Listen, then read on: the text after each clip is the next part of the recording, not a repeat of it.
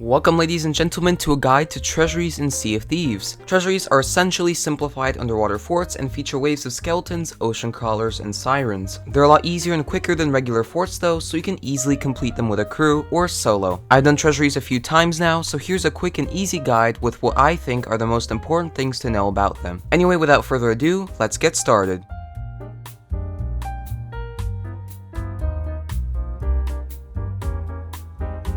Alright, there are 3 treasuries across the Sea of Thieves that you can find on the map. Sail over to one and park alongside the purple glow. Real quick note, I would do it with no treasure or important items aboard your ship. There's nothing more annoying than coming back to your ship and realizing all of your stuff is gone, so just take the extra time to sell it before doing the treasury. Or, if you have an extra crewmate, they can stay behind and keep watch. Anyway, you can enter it through the purple glow. If you don't know what that is, it's explained in my Season 4 video, so go check it out. You can enter the treasury through a bubble window by cutting the glowing rock. This will let you into a small holding room where you can prepare for the battle. Here you can find tridents, supplies, a weapons locker and ammo crate, and a mermaid statue with which you can store treasure and return to your ship. When you're ready, shoot the glowing rock by the next bubble window to gain access to the arena. As soon as you enter, somewhere between 10 and 15 waves of enemies will spawn. I counted 14 on this run. As the waves progress, the arena will fill up with water and then drain. When the water rises, you'll have a couple waves where sirens spawn, and when the water is drained, you'll have a few waves of either keg skeletons or ocean crawlers. On the last wave, the boss or the Treasury Vault Master will spawn. Don't worry, this isn't like one of the Skeleton Lords or Captain Greymarrow, and it won't take 5 years to defeat him. The Vault Master is just a stronger version of an ocean crawler or a siren. When the last wave is defeated, the water, if it's raised, will lower, and a vault will open where you'll get your loot, a locker statue to store your stuff in, and a red coral throne, which will hold the breath of the sea if you visit the treasury after receiving a coral message in a bottle instructing you to go there. If any of this is unfamiliar to you, I again have a Season 4 guide where I talk about these features in greater depth. Then just use the mermaid statue to get back to your ship and visit the purple mermaid to claim your loot. It'll spawn next to the purple glow. Just remember, the loot you store in the locker mermaid is safe until you withdraw it, but loot already on your ship is not safe. So like I said before, only do a treasury if your ship is empty or you have someone to keep watch. Now that we've covered the basics of the treasury, let's talk about some tips and important things to remember while you're down there. Number 1, if you have a crew and aren't solo, I would recommend leaving one person to guard your ship while the other or others complete the treasury. Again, you should be able to solo this fairly easily, and since you're so far from your ship, it's better if someone makes sure you won't get sunk while being a mile underwater. Number 2, I recommend using tridents throughout the whole treasury. You're provided with plenty of them, so feel free to use one until it runs out of charge and then switch to a new one. Number 3, you can take a break to heal up at any point throughout the treasury by simply going back into the holding room. This is also a perfect opportunity to raise your trident sensitivity if you're having trouble aiming. Number 4, the treasury will spawn with kegs scattered around the arena. To save yourself some pain later, move all of the kegs to one location that you can then lure the Vault Master into to quickly kill him, or just detonate them.